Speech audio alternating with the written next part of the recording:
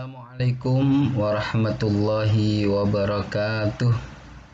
Apa kabar kalian anak-anakku semuanya? Baik, alhamdulillah, luar biasa, Allahu Akbar. Anak-anakku yang soleh dan solehah, pada hari ini kita masih belajar tema 7, subtema 1 dan pembelajaran yang kedua. Di pembelajaran yang kedua ini nanti kalian akan belajar muatan bahasa Indonesia dan muatan PPKN. Pak Guru berharap kalian tetap semangat.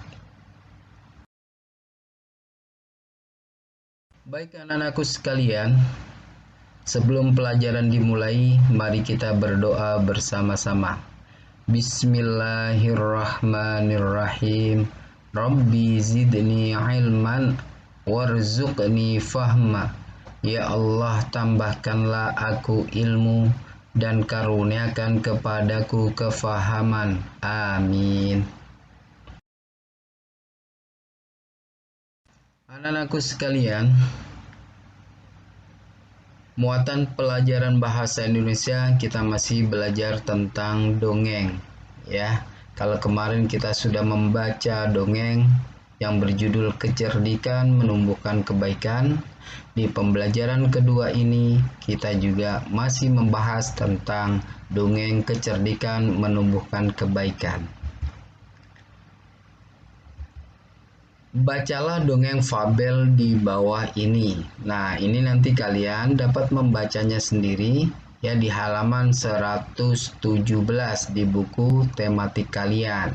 Nah, Pak Guru hanya ingin menjelaskan tentang apa itu dongeng, kemudian unsur-unsur dongeng dan lain-lain. Nah, anak-anakku, kemarin Pak Guru sudah menyampaikan pengertian dongeng. Hari ini Pak Guru akan ulas lagi apa itu dongeng. Dongeng adalah cerita yang belum diketahui kebenarannya. Kemudian salah satu dongeng adalah fabel, yaitu cerita yang tokohnya hewan atau binatang.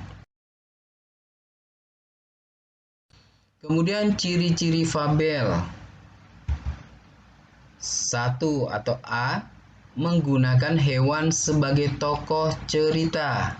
Nah, seperti yang dongeng kita baca kemarin, yaitu dia menggunakan tokoh hewan. Di situ tokohnya adalah tikus dan ular.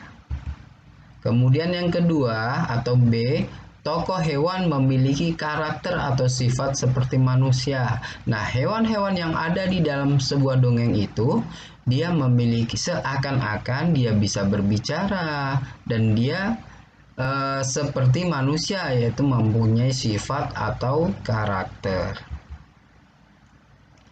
Yang ketiga yaitu memiliki alur cerita, ya, supaya si pembaca lebih paham alur ceritanya berurutan.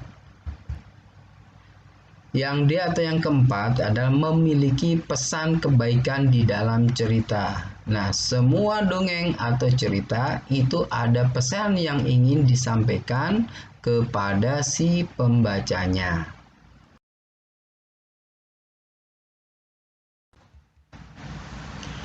Kemudian di dalam dongeng ada unsur-unsurnya atau yang disebut dengan unsur-unsur dongeng, yaitu yang pertama ada tokoh, ya.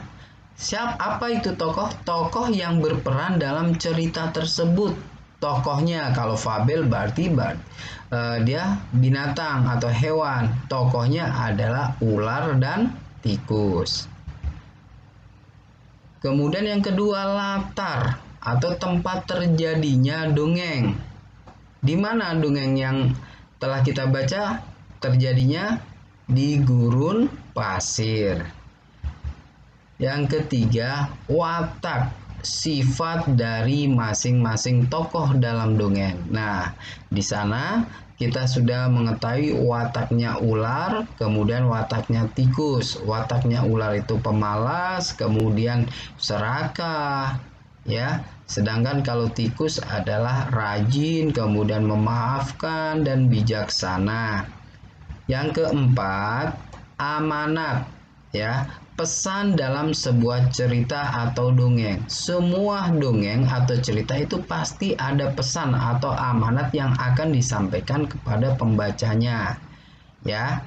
Contohnya, amanat yang terdapat dalam kecerdikan menumbuhkan kebaikan adalah kita tidak bisa hidup sendiri. Kita selalu membutuhkan orang lain.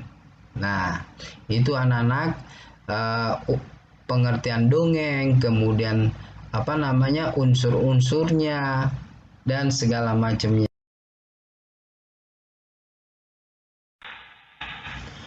Baik anak-anakku, alhamdulillah selesai sudah pembelajaran muatan bahasa Indonesia. Pak Guru berharap kalian harus sering baca dongeng-dongeng yang ada di dalam buku, terutama dongeng yang di pembelajaran 1 yang berjudul Kecerdikan Menumbuhkan Kebaikan. Itu kalian baca lagi, ya, sehingga nanti akan hafal. Nanti Pak Guru akan di pembelajaran selanjutnya akan menyuruh kalian untuk menceritakan kembali tentang dongeng yang telah kalian baca. Nah, Pak Guru ucapkan terima kasih atas perhatiannya. Wassalamualaikum warahmatullahi wabarakatuh.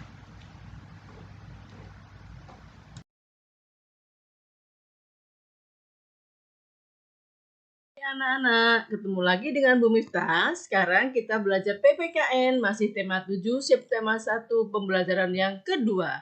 Tadi kalian sudah belajar bahasa Indonesia dengan Bapak Sodikin. Semangat terus untuk belajar PPKN. Simak penjelasan Bu Miftah. Sekarang kita akan belajar mengenali ciri khas teman di sekolah. Setiap orang memiliki ciri khas, ya. Ciri khas ini yang akan membedakan kita dengan orang lain. Ciri khas seseorang ada yang dapat dilihat langsung, yaitu ciri fisik atau ciri tubuh. Misalnya, bentuk rambut, warna kulit, tinggi badan, ya. Kemudian ada ciri khusus, misalnya mempunyai tahi lalat, ya, dan lain-lain. Ada juga ciri khas yang tidak terlihat secara langsung, yaitu ciri sifat atau disebut juga karakter.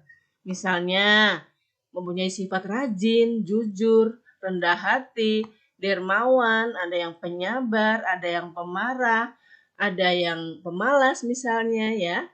Kamu kalau perhatikan, ya, Udin, ya, dengan Edo beda apa sama ciri fisiknya?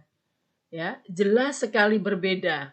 Kamu bisa lihat dari warna kulit, ya, kemudian rambut, tinggi badan, atau ciri khusus misalnya memakai kacamata Udin, kalau Edo tidak, ya, itu namanya ciri fisik. Ciri tubuh kita dengan teman berbeda atau beragam. Jadi, tidak ada satupun orang yang persis sama, ya. Bahkan anak kembar pun bisa memiliki ciri tubuh yang berbeda walaupun itu kecil sekali. Meskipun berbeda, kita dapat berteman dengan rukun karena kita semua adalah makhluk ciptaan Allah Subhanahu wa taala. Allah telah memberikan kita keistimewaan, kelebihan, tapi di samping itu juga punya kekurangan. Justru itulah nanti jadi saling melengkapi. Kita dapat menggunakan perbedaan kita untuk kebaikan. Misalnya, membantu orang lain mengambilkan sesuatu karena tubuh kita tinggi atau lebih tinggi dari dia. Inilah yang nantinya membuat indahnya keberagaman. Paham anak-anak ya? Hari ini belajar PPKN-nya itu saja enak ya, tapi harap kamu pahami, kamu bisa membedakan apa itu ciri khas, kemudian ada ciri fisik, ada ciri sifat. Semangat terus untuk belajar. Terima kasih yang sudah menyimak dengan baik ya. Ya, jangan lupa kita baca doa setelah belajar, ya, tunaikan sholat 5 waktu, patuh kepada orang tua, dan di rumah saja untuk menjaga kesehatan. Semoga nanti kita dapat segera bertemu lagi di sekolah. Bu Guru akhiri, Assalamualaikum warahmatullahi wabarakatuh.